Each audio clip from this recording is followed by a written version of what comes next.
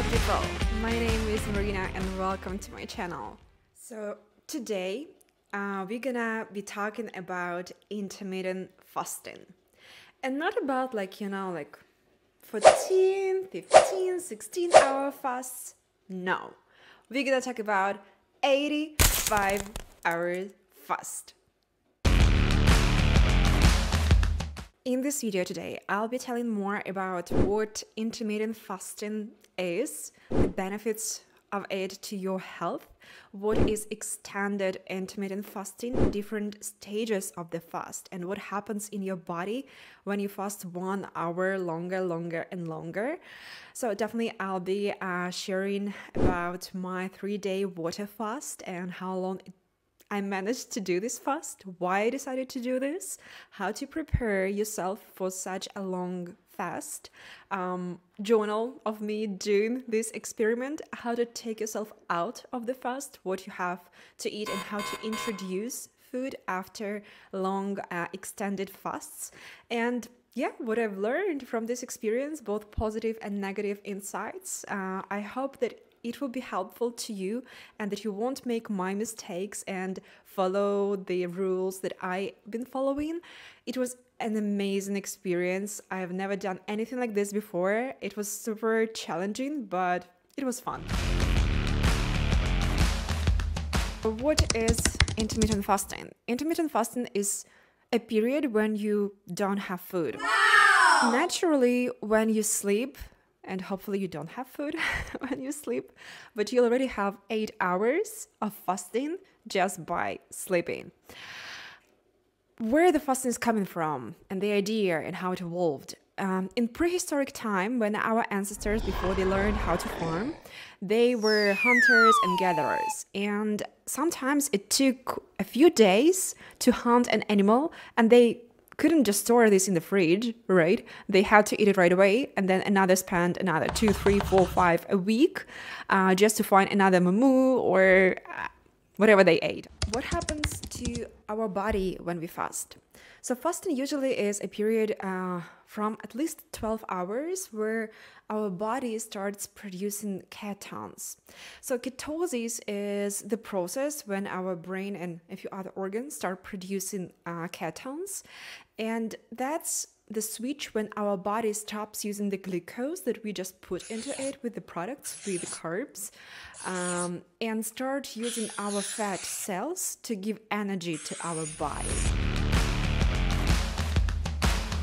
There are different intermittent fasting schedules. You can, for example, choose to eat only within 5-6 hours a day window for your whole life, or you can, for example, choose to eat normally for 5 days, but on the weekend, let's say for 2 days, you only have 1 meal a day. But today's video is not going to be dedicated to these shorter fasts, but I will introduce you to the definition of extended fast. And this is the fast of something of up to 48 hours. There are different opinions what the extended fast is, but in most of the sources it is 48-hour fast. And in today's video I was originally planning to make a 72 hours fast, which is called 3-day water fast, water detox, but actually managed to do a little bit more. Before we dive into theory, let me tell you in general how I've learned about 72 hours fast. I've been fasting and trying fast since 2017, if I remember correctly.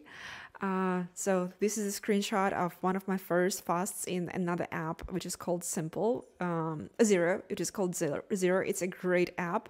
I really loved it, and that was an interesting experience back then. But recently I finished reading the book, which is called Fast Like a Girl. I created a summary of this book that you can find here following this link. And it explains how you should fast if you are a woman, because we are very interesting creatures and we have to fast smart, because our hormones, they work not just on 24-hour cycle, but on 28 days cycle, and we have to adjust our nutrition patterns and how we eat and how we fast according to these hormones. When this idea came to my mind, I was absolutely sure that I already did a 72-hour plus fast last year, a year ago. Back then I had a surgery on appendix removal, and I didn't have any food for like almost 4 days. And this is true, but then I remembered that they actually inject you glucose into your blood. So it's not like you don't have any nutrition now elements, you still do. And then it occurred that, okay, that might be a bit harder than I thought, because I thought like, okay, I've done this before, I'll be fine this time. I just need to take care of myself and make sure that I won't overwhelm myself with too much exercise, because I felt definitely weak last year. But then I realized that that's not the case. And my longest fast so far, before this fast, it was 84 hours fast that I actually did before this long 72 hours plus fast as a journey, as the preparation for this fast. A quick note here. I've read lots of articles about intermittent fasting, and they all suggest that if you are a professional faster, even then you have to introduce these longer extended fasts no more often than once in 2-3 months. So again, one more disclaimer is that I'm not a doctor, so although all this information that I'm sharing is based on the studies that I checked, double, triple checked. But please, if you're pregnant, if you have any disease, if you're sick, if you just introduced any other diet, or if you feel that this is not for you, even after like 15 hours, although it takes time to adjust to the fasting, please consult with your GP, with your doctor, and then introduce the fast. This is not a recommendation. This is just my experience and some tips, tricks into how to enter the fast, how to leave the fast, how to introduce the food, what you should do during the fast, nothing more, okay?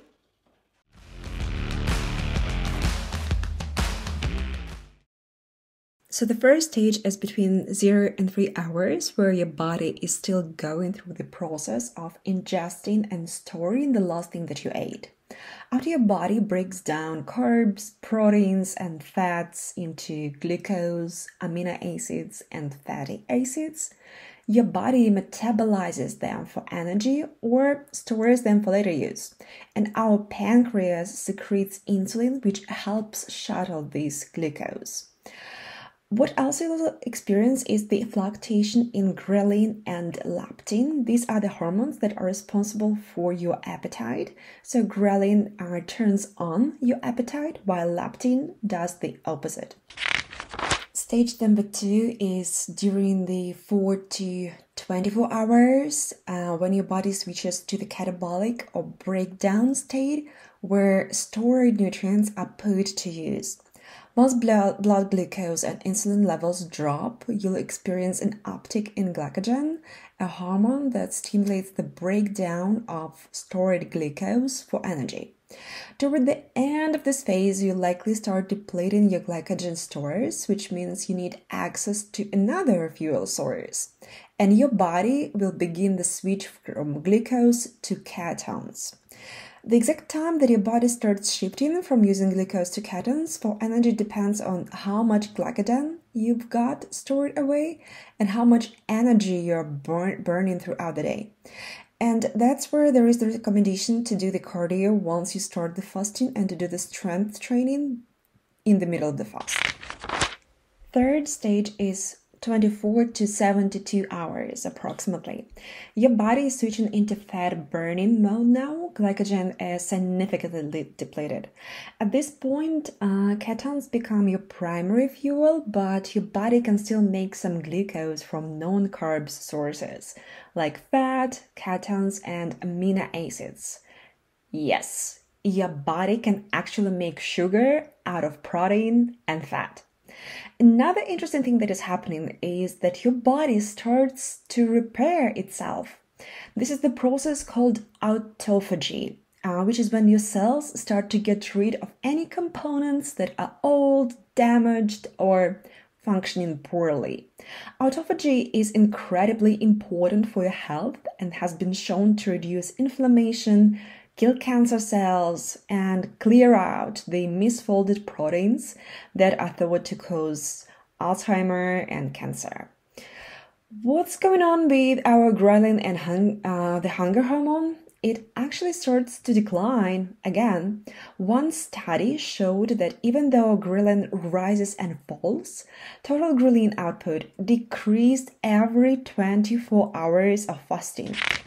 Once you've gotten to the end point of your 72-hour fast, you'll see one more benefit. At this stage in your fast, insulin-like growth factor, which is a hormone involved in growth and development, will decrease. This can trigger stem cells production, create new immune cells, and reduce oxidative stress, something that is thought to help with preventing aging and diseases like cancer. Prolonged fasts has also been shown to activate cellular resistance to toxins and stress, and the minimum of 72 hours of fasting seem to be required to experience these benefits. Let's talk about how to prepare for your fast. This is probably the hardest part. So first, you have to plan.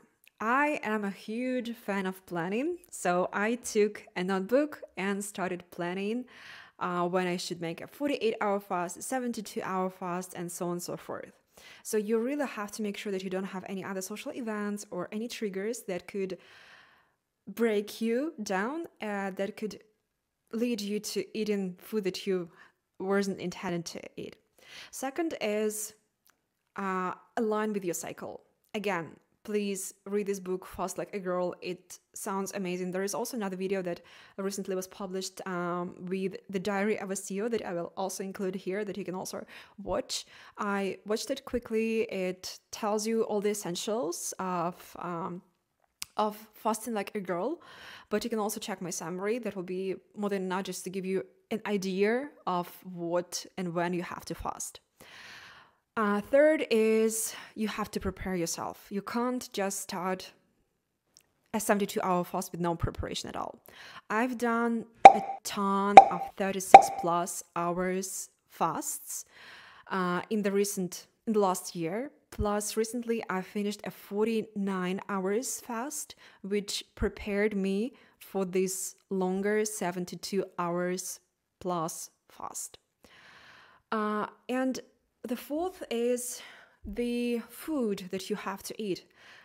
Please don't eat like the last time in your life. Before this fast, you have to prepare your body and give it good food before you introduce a 72-hour fast. So what you have to avoid, you have to avoid toxic ingredients like desserts, bad oils, refined carbs, and sugars. You have to add lots of protein and lots of good fat into your body, like avocado, nuts, and olives. And what you also have to do, it's not common knowledge, but you have to reduce the intake of fruits because they are very high in fructose. And primary rule is no food at all. No food. No. Nothing that looks like food or tastes like food. So that's the first thing. Second is be very careful with the liquids, what you drink, because you can't drink anything, like you can't drink juices, you can't drink any sodas, anything that contains any sugar, any molecules, any calories. So what I was drinking only water, still water. I also had sparkling water. It somehow helps. I don't know. I have to research this topic, but somehow it helped me stay sane during this fast. Third is coffee. I drink coffee, and there are lots of studies that prove that actually coffee promotes and helps raise the autophagy process. So I will include these studies over there and also in the description. If you don't drink coffee, it's totally fine. And also make sure that there is no like milk or sugar in this coffee. And this is like really good coffee with no extra added calories. Tea, again, with the tea, make sure that there are no like pieces of apple or some other things. So you can drink like different herbs tea, English breakfast tea, so some tea, if I'm not mistaken, Earl Grey as well, some green tea. So I have like tea at my home that I know for sure that there are no calories in there. So make sure that if you drink tea, make sure that there are no calories, otherwise it will break all your effort and it will break your fast. And probably the most powerful thing is electrolytes. I'm drinking Element. I will include this also in the description. It's great. There were some rumors that they'll stop delivering to the UK, but hopefully they won't, because to be honest, that's what saved me through this fast, especially in the last few stages of the fast, because they help you restore your electrolytes. So it's the combination of magnesium, potassium, and basically salt. And next one is supplements. I stopped all my supplements. If you are taking some medications and pills, please consult with your doctor. Otherwise, I know that some people, they're fine with taking like magnesium or some other supplements. I stopped taking any supplements to make sure that this experiment is clear. Fourth is workouts. Again, there are studies that I'll try to include this in the description as well. So there are studies that prove that if you have a strength workout, it will actually promote your muscle growth.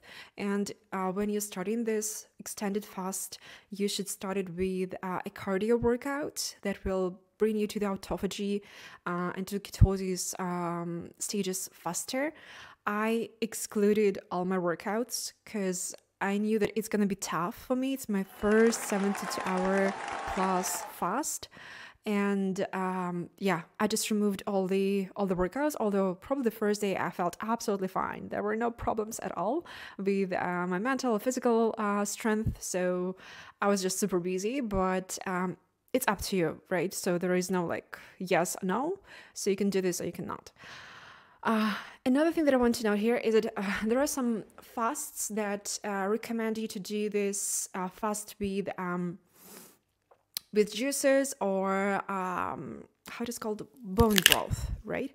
Yeah, so bone broth. It's cheating because in the juices there are calories, there is sugar, so you can't really drink juices. Otherwise, it will help you with your gut restart process because your gut won't have any food to digest, but it won't help you with autophagy or ketosis.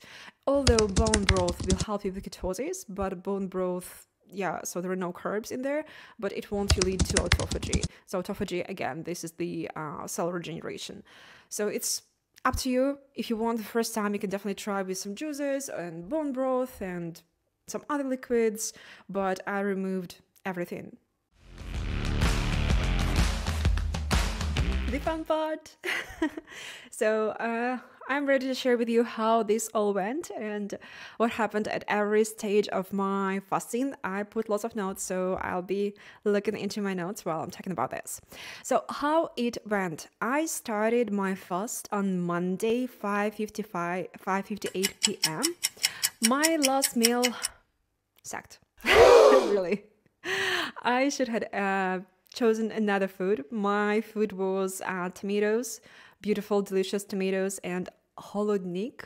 So this is my traditional cuisine from Belarus. It's made of kefir, which are probiotics and protein, which is good. At least there were some protein, and beetroot, radish, and cucumber. And it's cold. It's a delicious. You can call it soup, but it's not very nutritious and helpful before your fast. Anyway, that was my last meal. In the evening, I felt totally fine. And anyway, it was already 6 p.m. I got used to start fasting around 4 p.m. before that. So I felt totally fine. And I went to bed around 11 p.m. and everything was good. Next morning, I'll be calling this day 2. I woke up totally fine. I didn't feel, in terms of hunger, I didn't feel any hunger at all. I was absolutely fine. But I felt a little bit dizzy. That was quite unexpected because I used to have fasts like this before, and it felt like my body knew that I'm gonna do this 72-hour fast, and it was like, no, don't do this. And it demanded food. But anyway, so then I just went for a walk. I didn't exercise that day. I kept myself super busy. I made this video about glucose method. Again, you can check it right here. It's very informative. So the whole day I spent recording videos and then making this YouTube video. So I was really busy, and that's one of the tips that you have to introduce into your fasts to make yourself busy. The real hunger started around probably 20 something hours, and that is expected. So it was like, again, almost like my body felt like, hey, something is not right. You girl are tricky. You wouldn't give me any food in the next 70 hours. So yeah, I felt hunger, but the hunger went away by the evening, and yeah, it was fine. Like before I went to bed, but when I was in the bed, I heard some really weird sounds in my stomach. I haven't heard it being so loud ever before. Again, like feels like my body knew what's coming.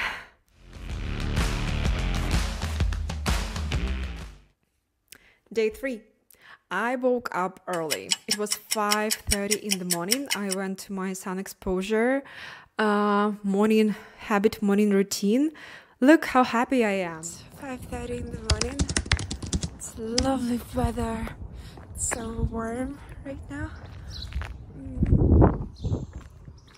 Then it was almost halfway through the fast. It was 36 hours of fasting, and yeah, I didn't feel any hunger, so I think that my autophagy already kicked in, and my ghrelin hormone went down, so I didn't feel any hunger. Okay, it's halfway through.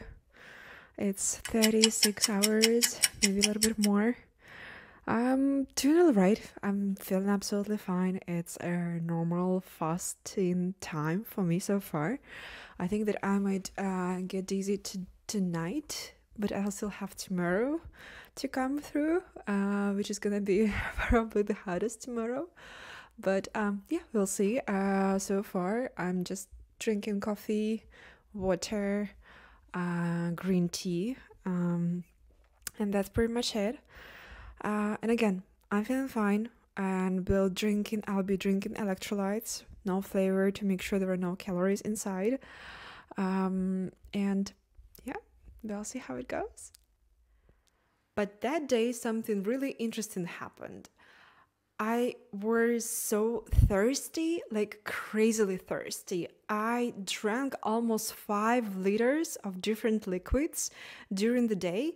I just couldn't stop drinking. I drank water, electrolytes, lots of coffee, cold brew, tea. So in total, it was more than 5 liters in total, because I drank only 3.5 liters of pure water. I was so thirsty, and I was a bit afraid, because I knew that drinking more than 5 liters can damage you and can hurt your body, but I just couldn't resist from drinking water. And again, the trick here is kept myself busy. So I was reading books, I went out to have some sun bath, I went to One Republic concert.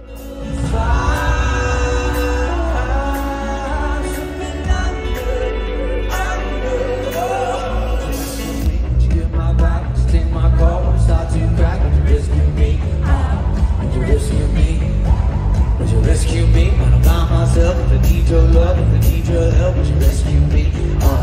Would you rescue me? Would you rescue me? Would you get my back? Would you take my call? It's not too crack. Would you rescue me? was amazing. I was feeling great during the concert. I went back home around 12 in the morning and I was just like praying, okay, I just want to sleep a long night and wake up next day just to survive the next day of fasting. Day number 4.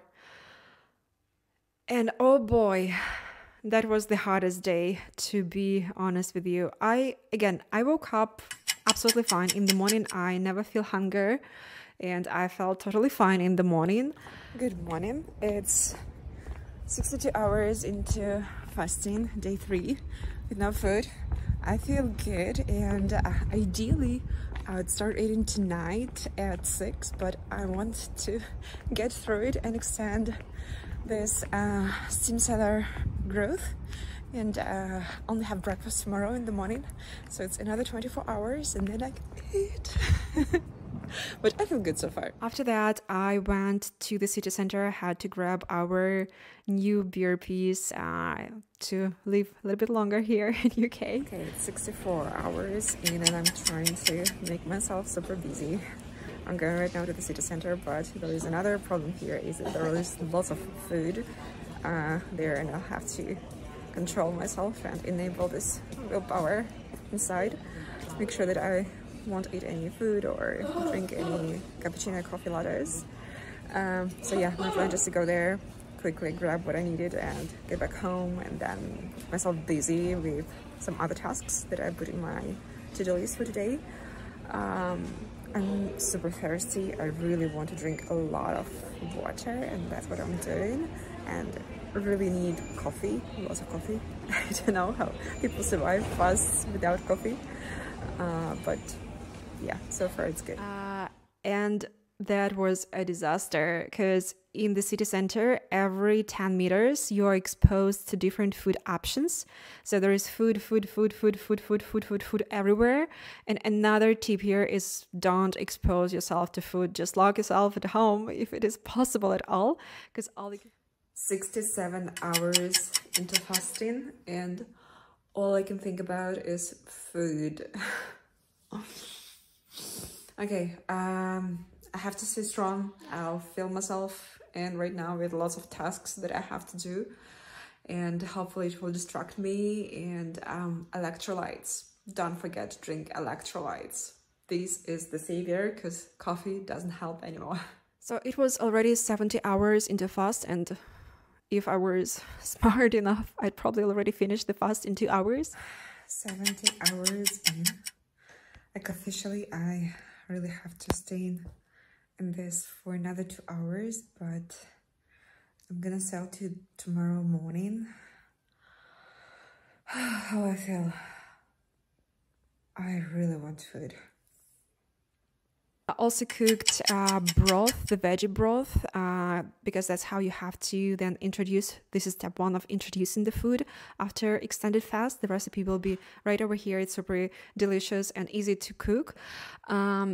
But then I really felt bad, and fortunately my husband asked me to, like, hey, let's get out, let's go to the park and enjoy some sunshine. It was 72 hours when we came to the park, and I barely managed to get to this park. Okay, 72 hours in, almost 71:40, and I am probably, this is my weakest point. I feel dizzy. So we went to the park, and I really barely managed to get there. So anyway, that's some time that I can right now spend. Then I'm back home. We'll probably hop into the shop and to buy cauliflower and some kefir for tomorrow so that I can steam it. And then I'll just lay down and watch some movies, try to fall asleep, because tomorrow in the morning I'm going to the fish market where I can buy some great delicious salmon and prawns and rada and some other fish for for first the fast break, protein stage, and yeah, just for future, because I'll need to feed my body with some good protein. But yeah, I really felt dizzy, and like how many 2 kilometers walk, I barely managed to do this. After park, we went to big shop, to Tesco, to buy some food for me for tomorrow.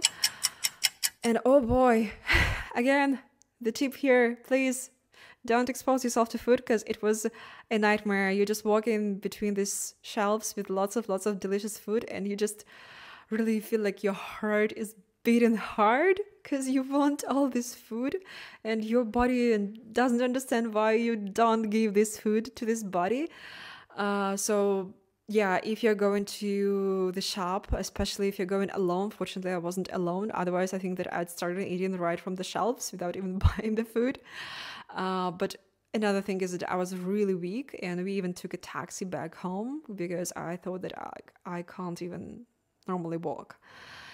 That was really tough. I really understood that, okay, I just want to lay down. I took probably like 3 valerian sleeping pills. I turned on movies. I couldn't concentrate on any of the movies. I think I turned like 5 different movies at the same time, but I couldn't concentrate on any of them. And fortunately, these pills worked, and I went to sleep. And that's when the 5th day, the 5th morning started. I woke up 4:45 in the morning. It was 80 hours already into fasting. And I felt totally fine, but I made myself coffee and water with electrolytes to take with me to the fish market to make sure that if I feel, again, dizzy, I'll be fine, because electrolytes and coffee, they help anyway. Yeah, and right after the fish market, I came home and I started cooking.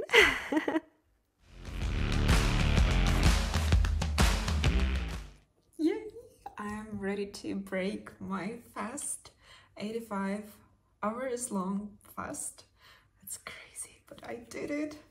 And this is my reward, just some veggie soup.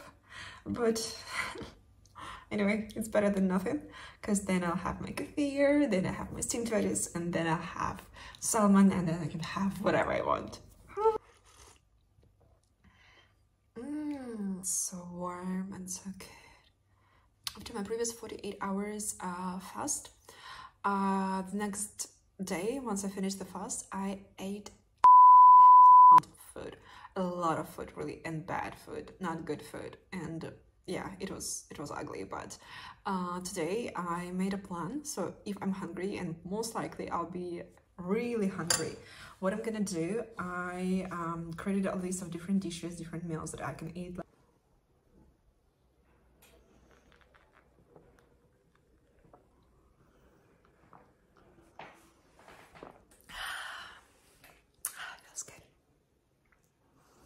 It's stage 3 into my food intake. I'm still taking a little bit more of kefir. And cauliflower, just raw cauliflower, not raw, steamed cauliflower with some salt.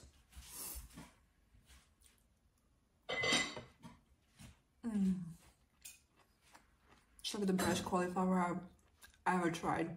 Okay, I'm about to kick my fourth level of introducing food, and it's gonna be cauliflower and salmon that I've been hunting today at 5 in the morning. So again, I'm gonna follow also glucose revolution rules. I made a whole video about it, about how to eat in the right order to make sure that your glucose spike won't be super high. So it's also important to follow these rules during the food introductions, because I didn't have any glucose for 3.5 days, and now I want to make sure that I won't go high with this glucose spike. So first I'm gonna eat broccoli, which is our fiber. So then ideally you would want to eat protein and fat, which is basically our salmon. It's just protein and fat. I did this fast. It was 85 hours fast. That's insane, but I can't be prouder of myself because I actually did it. And let me share with you some tips on what helped me. The first thing is stay hydrated. Really, that's the only thing that could help you. And there, I'd highly recommend you drinking lots of electrolytes.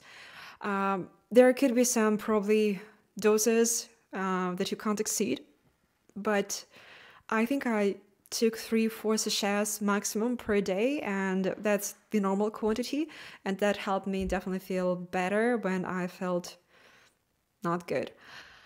Second is coffee. Coffee also helps, and not just simple coffee. You can also drink decaf. It has almost the same effect, and it also promotes your autophagy and ketosis. And as I mentioned, ketones and autophagy. So these processes they help you decline and decrease the number the ghrelin the ghrelin hormone, and to promote the number of ketones that your body produces, which is associated very closely to leptin and ghrelin. Third tip is keep yourself busy, because all you'll be thinking at some point about is food. So keep yourself busy, and to be honest, not like books are great, but you can very easily get distracted.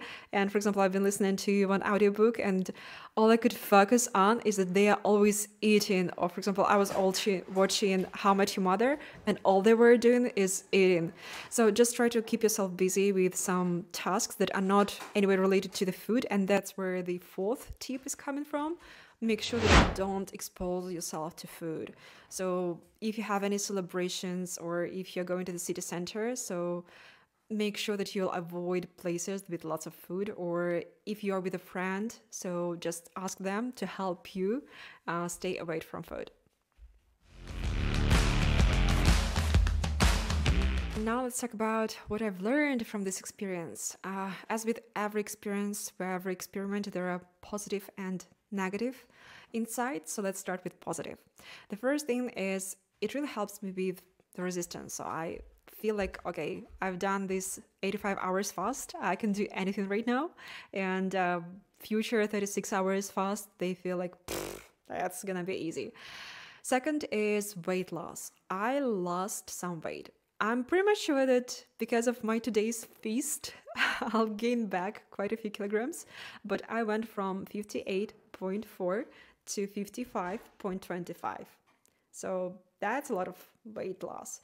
But I did fast before, and I had the same reaction, so it's normal for me to lose lots of weight during the fast. And I'll also be including here the screenshot of the progress, how I lost this weight, and my active calories. I'm keeping track of all of this. The third is high energy. I really felt energetic during my first day, and actually the second day as well. So only the third day was a total crap for me. But again, this is my experience from what I've heard, from what I've read.